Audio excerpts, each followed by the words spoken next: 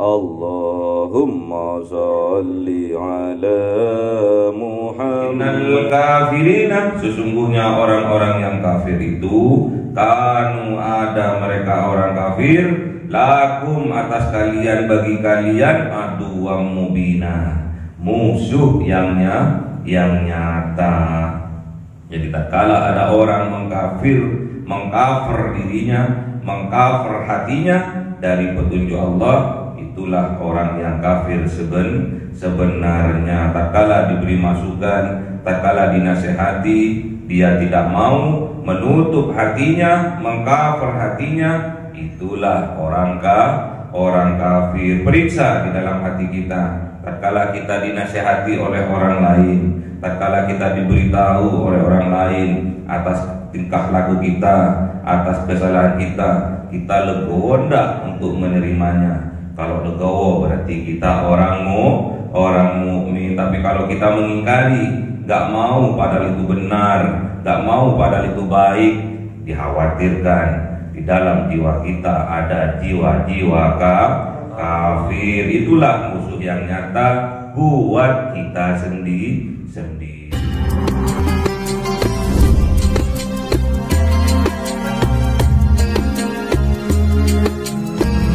نور المبين أحمد المصطفى سيد المرسلين وعلى آله وصحبه أجمعين والحمد لله رب العالمين.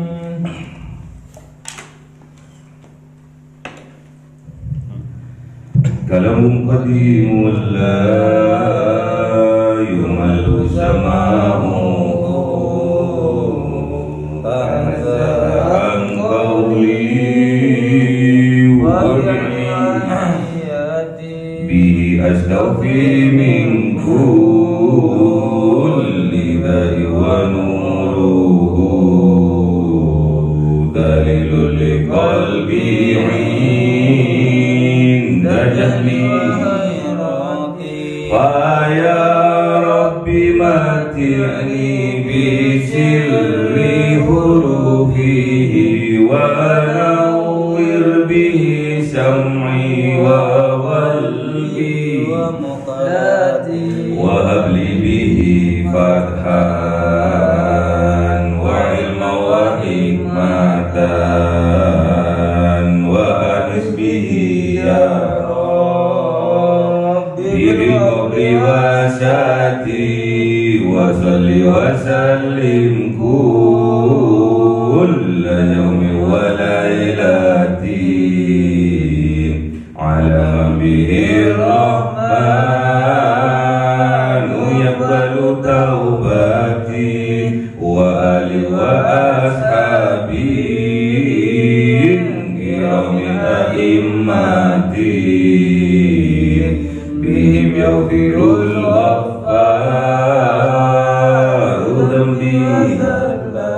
أعوذ بالله من الشيطان الرجيم. بسم الله الرحمن الرحيم.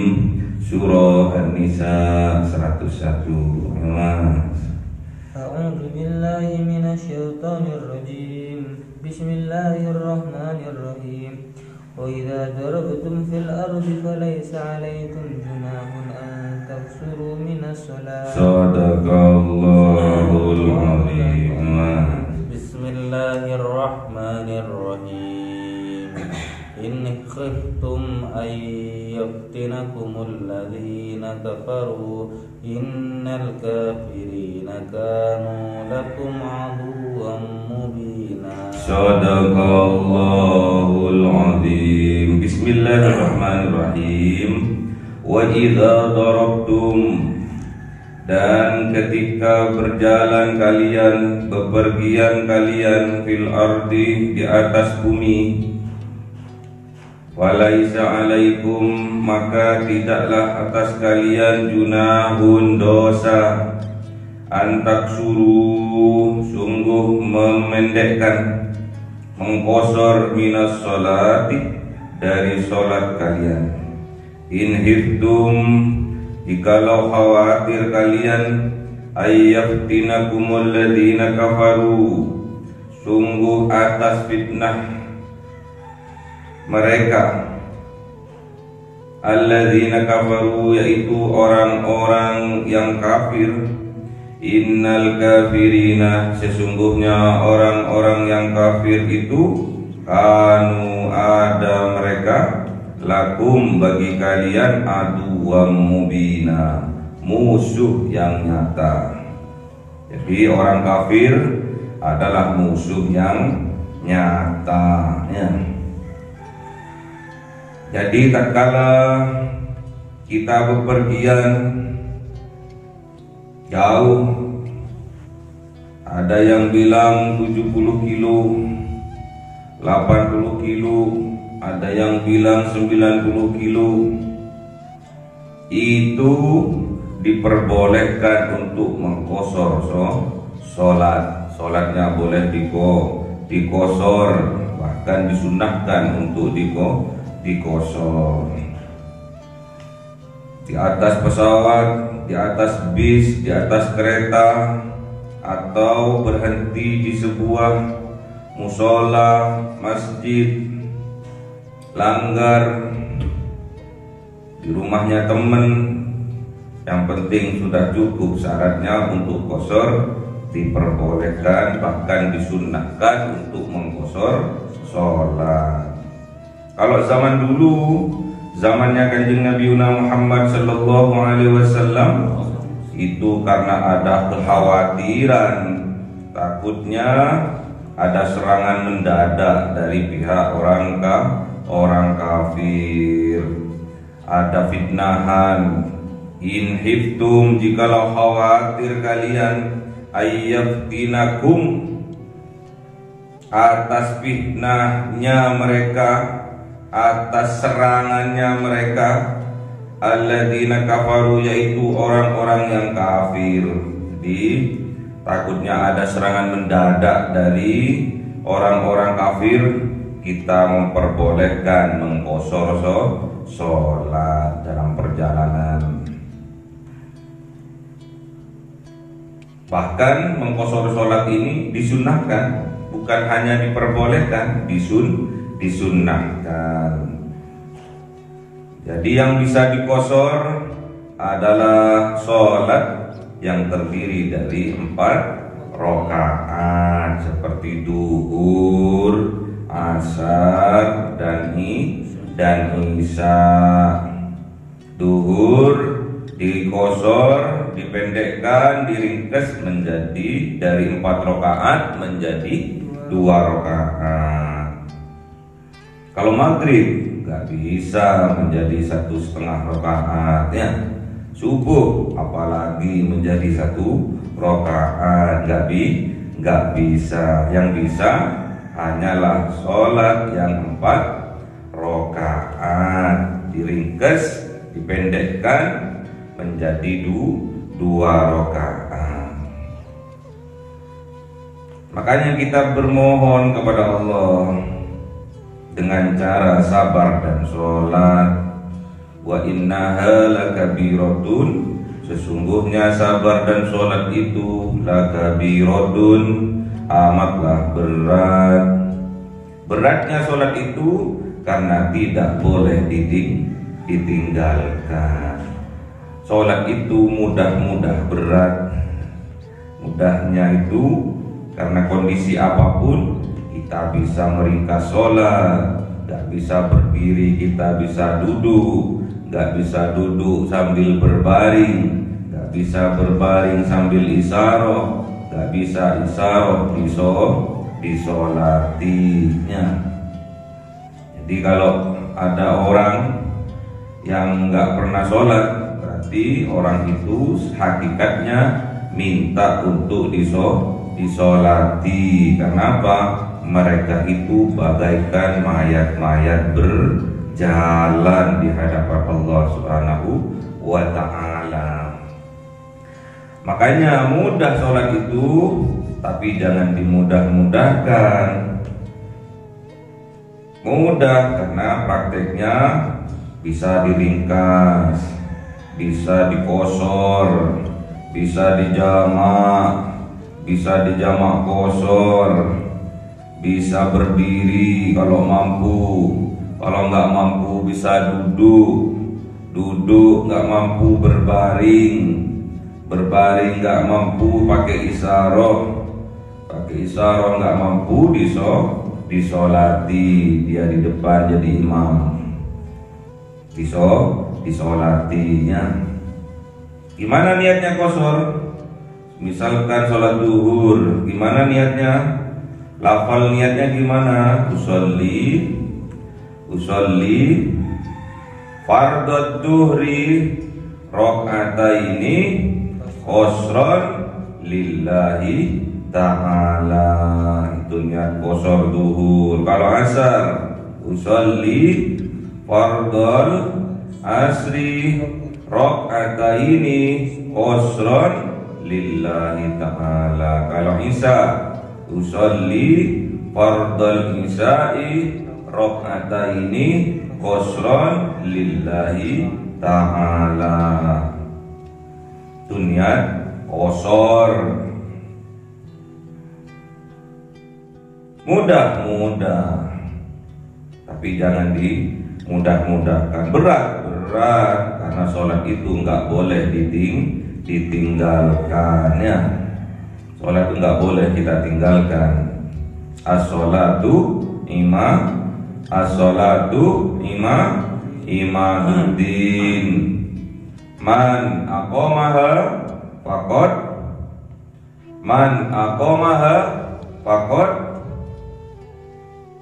aqamaddin wa ma tarakaha faqad hadamaddin. Mana kok enggak?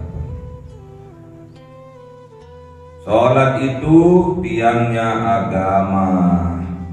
Siapa-siapa orang yang mendirikan sholat, menegakkan sholat, berarti dia menegakkan agama. Sebaliknya, apabila dia meninggalkan sholat, berarti dia telah menghancurkan agama.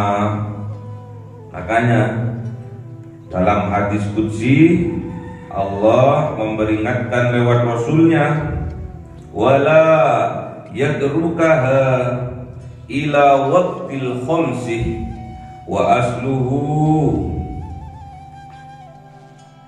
sawa'un ila aslil insani min nuri Muhammadin sallallahu alaihi wasallam.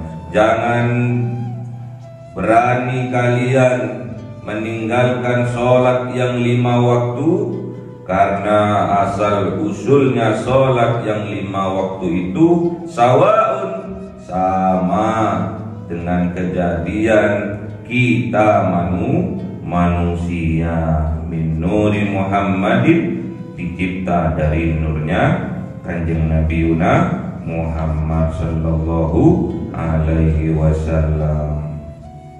Jadi sholat yang 5 waktu itu sama asal usulnya dengan kejadian penciptaan manusia. Aqimis sholat, inna sholata kanat alal mu'minina kitaban mauquta. Sudah ditetapkan waktunya sholat itu. Duhur waktunya sudah ditetapkan. Rokaatnya 4 rakaat sudah termaktub, sudah tertulis dalam kejadian manusia. Duhur kejadian tangan 2, kaki 2. Asar kejadian bahu 2, keker dan perut. Maghrib kejadian lubang hidung 2, mulut 1. Isya kejadian mata 2 dan kuping 2. Ma'a subuh kejadian kubur dan kubul. Sudah termaktub, sudah tertulis Sholat itu waktunya di mana? Di jasad kita. Makanya kita nggak boleh berani untuk meninggalkan sholat yang 5 waktu. Kalau sampean meninggalkan duhur, podo ae sampean itu nggak punya tangan dan kaki. Makanya sampean disempurnakan oleh Allah, diciptakan oleh Allah, punya tangan 2, punya kaki 2 dengan sempurna, disyukuri di waktu sholat duhur. Asar, kalau sampean meninggalkan sholat asar, sama halnya sampean nggak punya bahu, nggak punya geger, nggak punya perut. Maghrib, podo ae sampean itu nggak punya hidung, lubangnya 2, nggak punya mulut 1.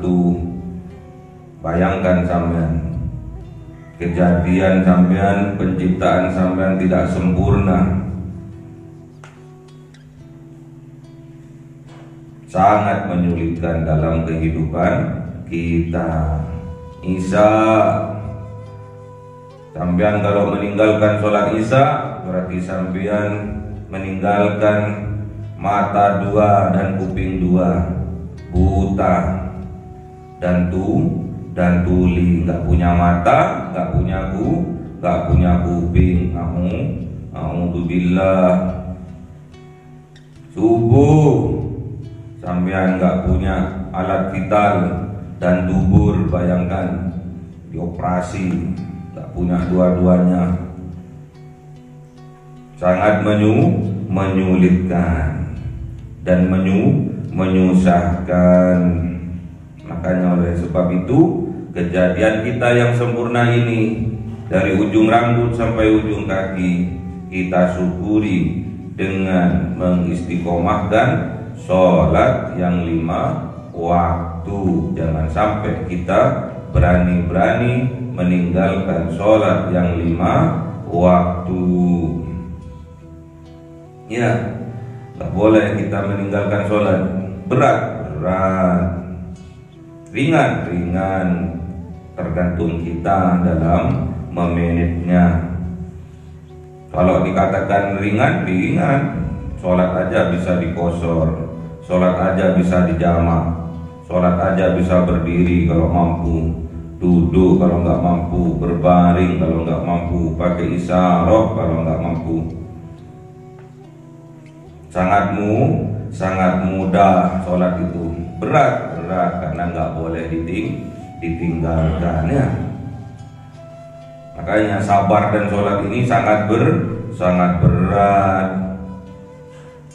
Yang dikatakan sabar itu bukan karena kita menang dalam pergulatan, menang dalam kancah permasalahan, persidangan, bukan. Yang dikatakan orang sabar itu dia yang mampu untuk kendalikan tatkala dia amarah. Laisa syadidu bisur'ati, innamas syadidul ladzi yamliku nafsahu indal ghadab. Yang dikatakan orang yang kuat itu bukan dia karena menang dalam pertandingan, bukan karena dia menang dalam persidangan, bukan. Namun sesungguhnya orang yang kuat itu yaitu orang yang bisa yamliku nafsahu indal ghadab. Dia bisa kendalikan hawa nafsu amarahnya. Itu namanya orang yang kuat, bukan orang yang kuat terus menindas yang lemah, bukan orang yang kuat itu membodoh-bodohi yang awam, bukan.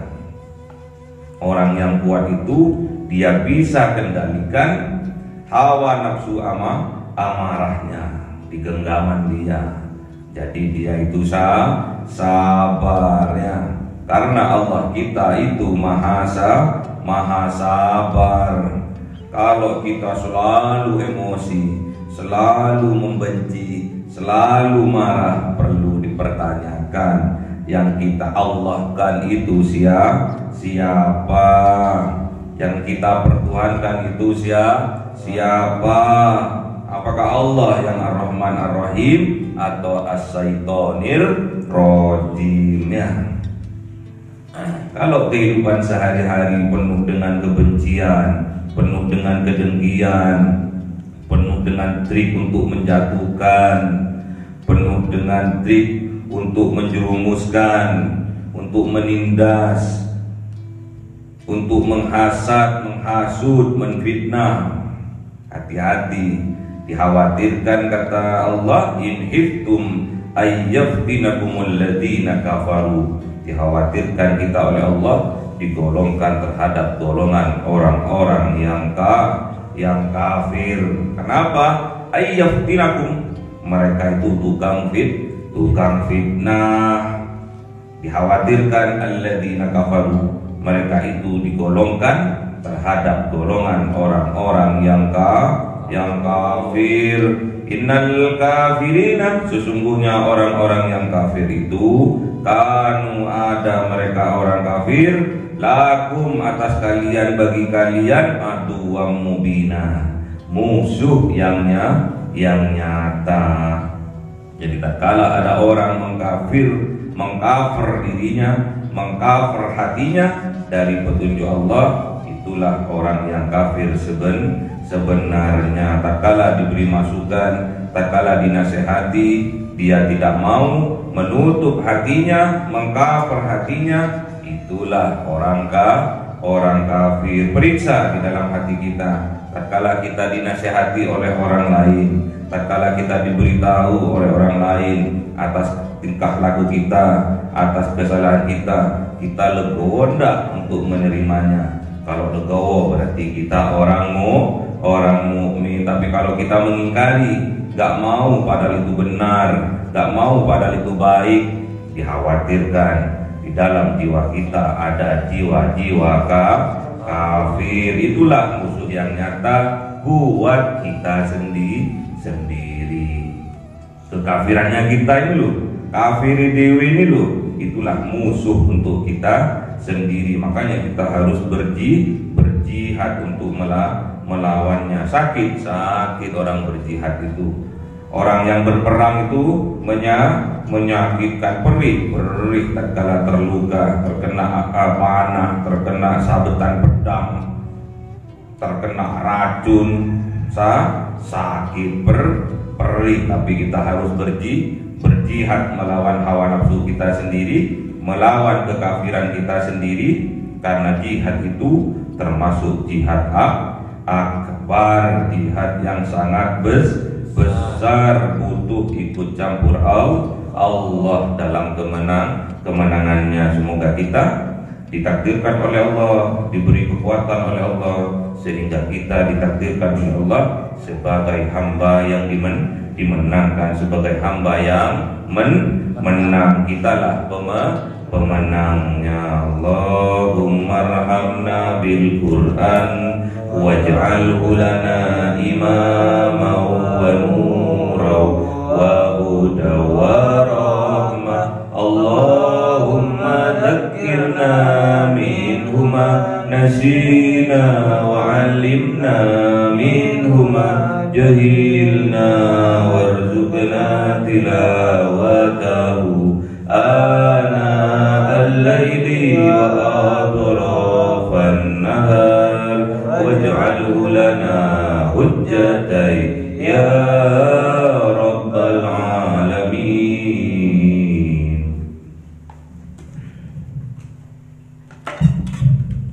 Cahaya 1000 bulan yang dimasukkan oleh malaikat ke dalam hati seorang hamba pilihan atas perintah Tuhannya, memancar dengan dahsyat penuh cinta, menembus relung-relung jiwa yang gelap penuh nista, berubah menjadi terang penuh kasih sayang. Itulah Lailatul Qadar.